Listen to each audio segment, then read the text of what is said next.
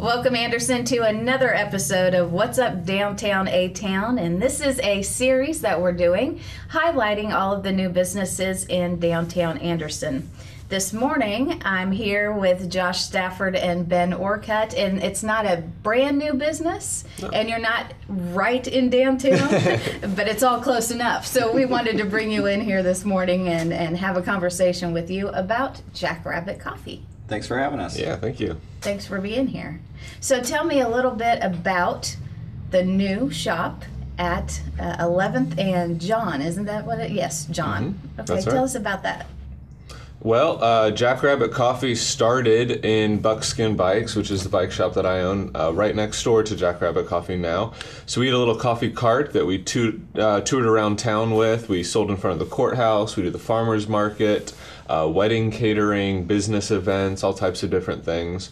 And Josh is a neighbor, a good friend, and a loyal customer as well. He was coming in the bike shop for coffee regularly, and that's really how we got connected on this front.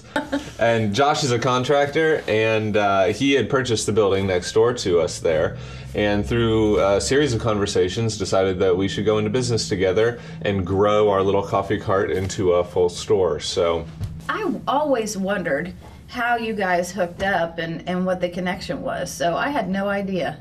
That's very cool that you were in there every morning. And For sure, yeah.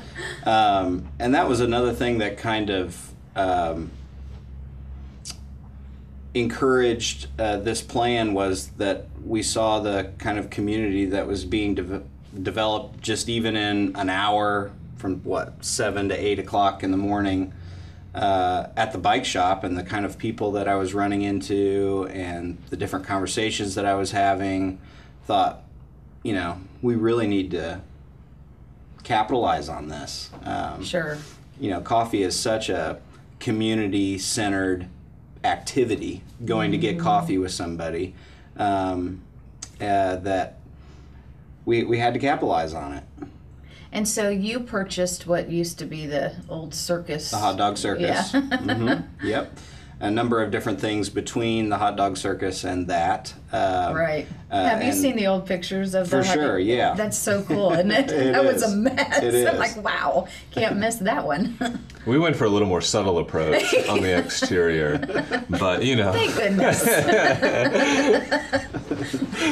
And then you did most of the work on the inside, right? Yeah, so I purchased the property a couple years ago and had various ideas of what I should do there, one including my office and storage space. And Ben had made the comment to me at some point that either the coffee cart needed to go away or it needed to expand in some way. It was taking up retail space for him. It's nice to have people come in and get a cup of coffee, but when he's trying to work on bikes, that can kind of slow all that down too. So it just became an efficiency issue, and just kind of, we got to figure out what direction we're going to go. And I thought, that space, though it's very small, upstairs only about 700 square feet, would be perfect for a coffee shop. You don't need a large footprint.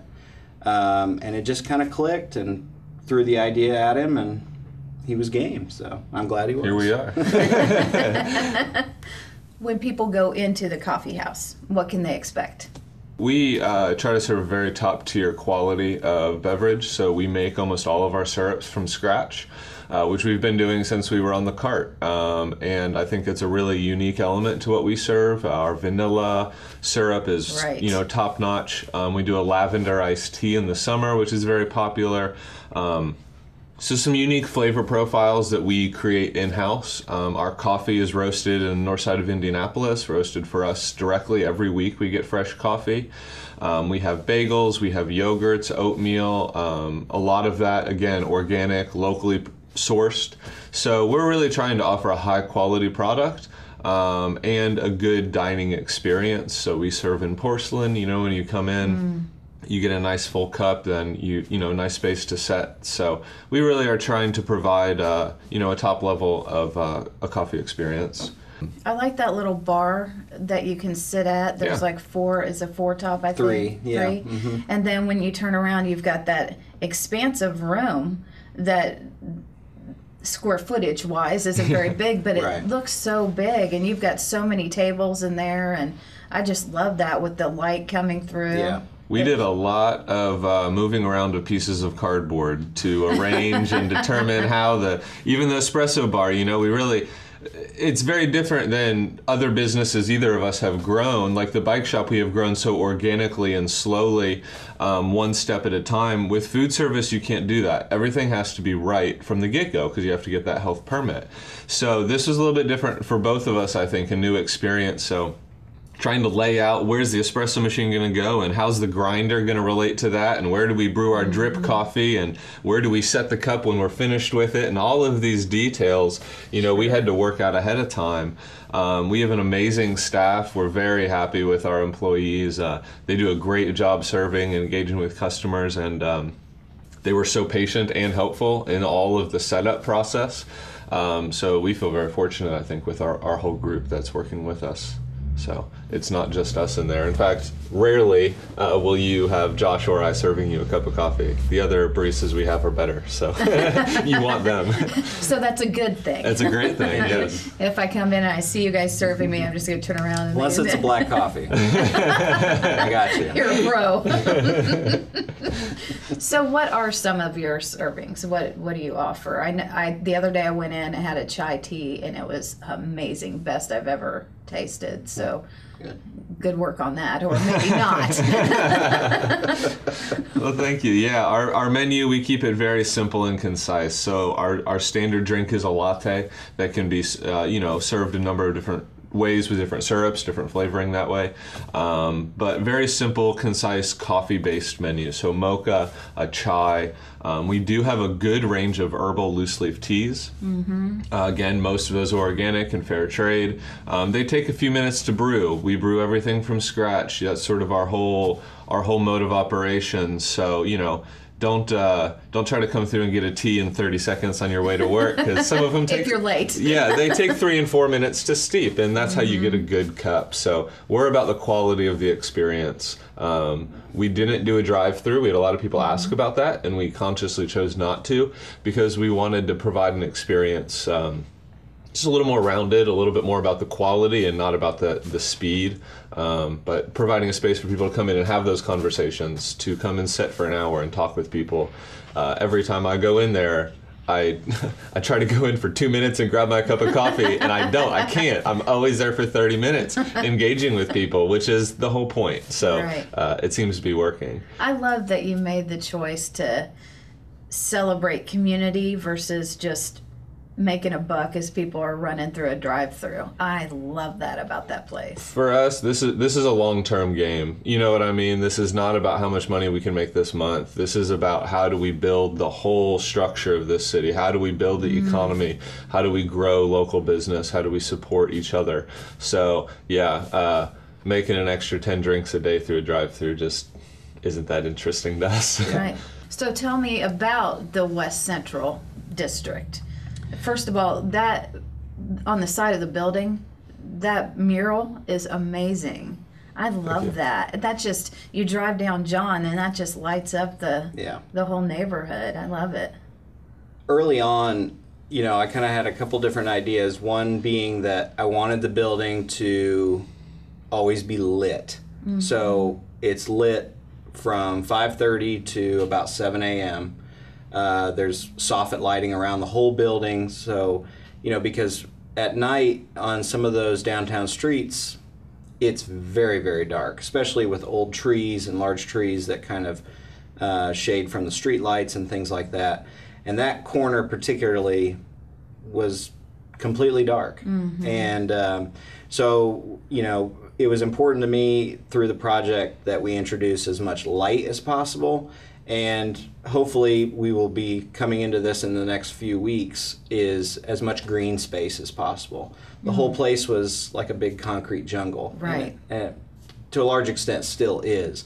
But in terms of the vision I have for outside is including as much green space as possible.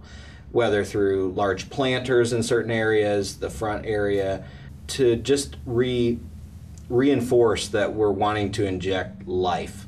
And which is also why you'll find a live flower typically on every table that we walk right down the street and pick up from tolls. The same kind of thing, reinforcing other local businesses. And the mural itself, we do not technically sit in the historic West Central District. To some degree, it's a bit of semantics. It's literally the next intersection. What I wanted to see happen was for us to start to develop a neighborhood identity.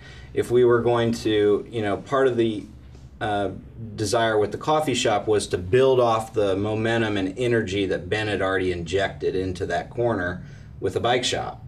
And so putting the coffee shop there is kind of reinforcing, hey, there's a couple different things you can do right here.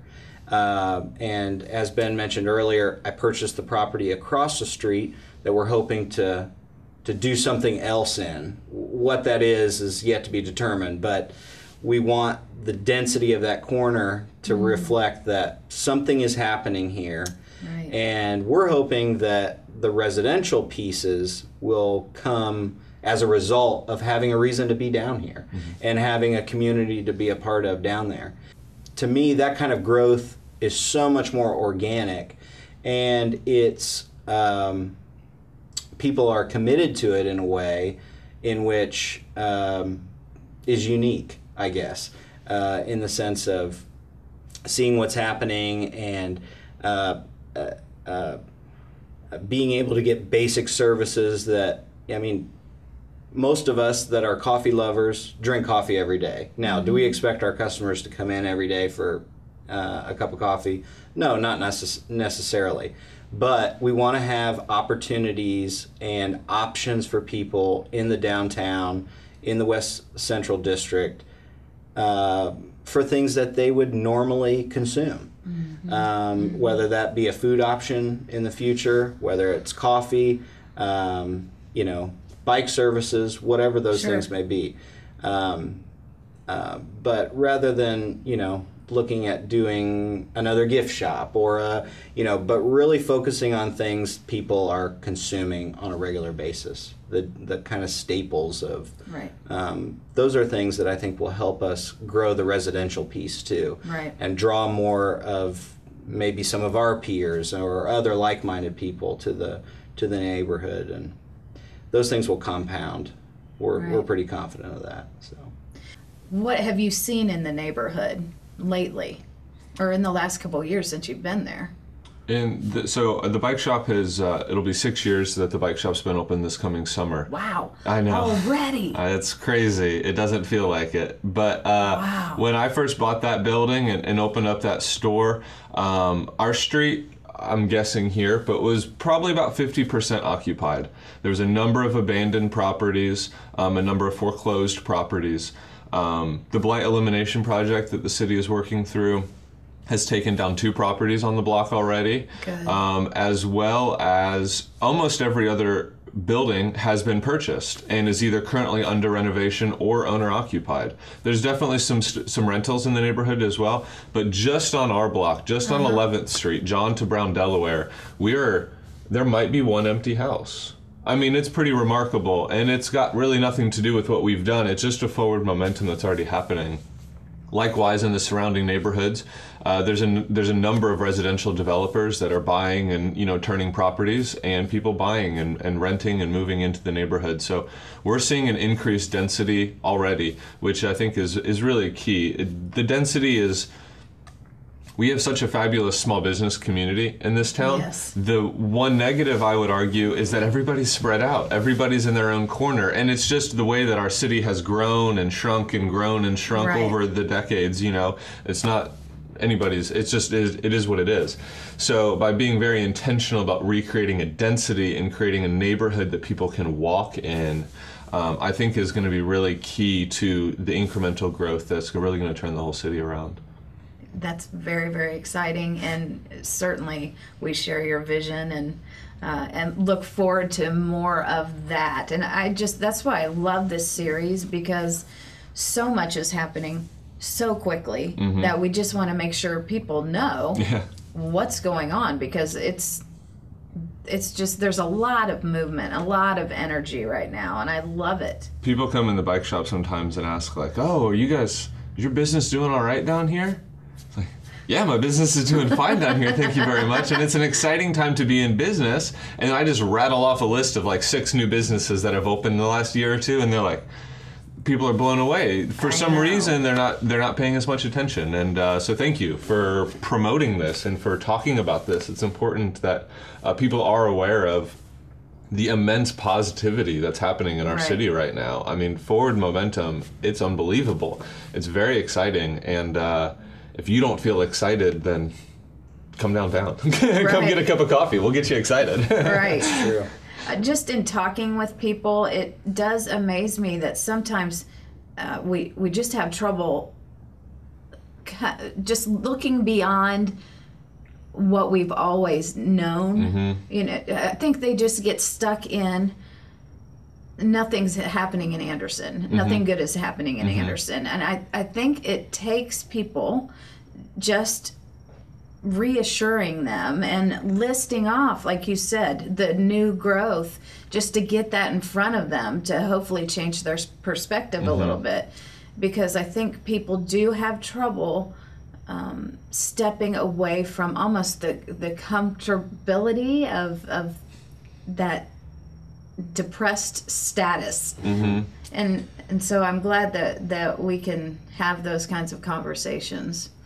People latch on to these narratives about anything that they're a part of. We experience the same thing in kind of the general narrative about ACS schooling. Of it's this and this and this, and we thought, well, we're going to experience it for ourselves. We're going to put our child into ACS. We're going to make our own evaluation, and it's been nothing but positive. Fantastic teachers, fantastic administration, but there's this narrative that people latch onto, and it's the same thing with what Anderson has to offer. There's a narrative that has been ingrained that it was either GM or nothing, at least in the and so to have GM go away, well, there's nothing here for anybody. There's nothing to do. It's just simply not true. You're just not looking very hard. Because there are so many exciting things happening, and and not all of them cost money. Not all of them are businesses. And so we're excited, very excited, and we want to change the narrative. We want to tell a different story and continue to tell it. Yes, and I think you're doing that well. So if you were to talk to other potential entrepreneurs, what would you say to them about Anderson? I do talk to a lot of entrepreneurs through AU. There's some interesting programming happening there. The Anderson Impact Center is doing incredible business classes right now through the Sweet 16 program. So just in the past 2 months, I've probably talked to 20 people that are talking and working through business ideas. I mean, there is this enormous insurgence. Shane and Vesuvius and the pitch night that they had a couple months ago. I mean, these are incredible things that are happening. Now is the time. Real estate is very affordable here. I would argue that Anderson, even if you have a vision for a business that's bigger than the market of Anderson, Anderson is a beautiful place to test your business, if nothing else. Because we have a group of people here, the people that live in this community are so forgiving, and I experienced that through the bike shop, growing slowly and having to special order parts for people. People were so willing to leave their bike with me for a few extra days for me to get those parts in and get the job done right. So we have such a positive community and people that are anxious to support a local business. I agree. That I think now is the time. There's another narrative is, well, nobody in Anderson has any money, so I'm not going to start my business there because nobody's got money to spend at my business. That simply is inaccurate. It's just not true. The people that do have money here are going somewhere else to spend it. Right. Because we haven't given them an Absolutely. opportunity to spend that money locally. Absolutely. And you see that all the time with another new business that opens up, and it's flooded with people. It's And you're flooded. like, wait, I've never seen any of these people before in my life, and I grew up in Anderson. Where have you been? When we And opened that's the right. coffee shop, we put a post on Facebook that said, now open. And within an hour, we had people in the store. And we've been busy since that first hour. We had over 80 people through in about 4.5 or 5 hours. That's phenomenal. That post had 22,000 engagements on Facebook, completely organically. We paid for none of them.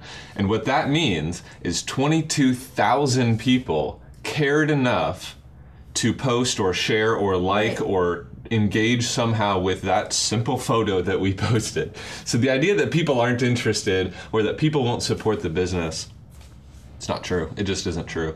So Right, that's almost a half of, well, no, it's a third to a half of Anderson's population. no kidding. It's unbelievable. So this is a fabulous time to start a business. I think there's a momentum for supporting local. People are sort of tired of the big box distance. You know, you don't have any engagement. You don't get to learn about any of the products you're buying. You don't have any real relationship with the person you're purchasing from in that environment. I think people are hungry again for that personal relationship. And so I think if you're interested in starting a business that engages directly with a customer base, this is the place and this is the time. If they want to come visit you at the shop, give them details on where they can find you and Facebook and social media, all that. Tell us your information. We're at 525 West 11th, which, as you said earlier, is on the corner of John and 11th, catty corner from the old Robinson Elementary School, Right. which is now the Impact Center. We're on Facebook, Jackrabbit Coffee, and also Instagram at Jackrabbit Coffee. Our hours are from 6 a.m. to 6 p.m. all through the week, and 8 a.m. to 6 p.m. on Saturday. We're closed on Sundays. We have a early bird special right now. We're still Yeah, running that, right? still running. So we have an early bird special right now for people commuting to work. So between 6 and 8 a.m., all drinks are half off. So if you're coming in to get a drink on your way to work, it's half off. So come in and taste what we have to offer. We're pretty confident you'll like it. I am confident they will too. And you listed a few of my favorites. I love the vanilla that you guys do and the lavender. Unbelievable. Yeah, my wife and I were traveling a couple of summers ago, and she had a lavender mocha, and she said, I want that more. So when we came home, make it. Yeah, when we came home, she started tinkering with syrups, and the lavender was the first one that we did, and then the vanilla followed shortly thereafter. And now we've developed recipes for pretty much every syrup that we have in the store we make. So it's awesome. It's really fun. We just did a raspberry. You just did a no pear kidding. syrup the other day Really? for the first time. So we're really trying some new things, and we'll continue to tweak those and blend them with teas and blend them with coffees. And every time you come into the store, there's going to be something different for you to try for sure. We've got a wide enough selection that you can always try something new. I'm so excited. Thank you for all you're doing right down there in the West Central District. And thank you, Anderson, for always supporting local business. Like Ben alluded to earlier, you guys do a phenomenal job. Yes. Thank you for continuing that.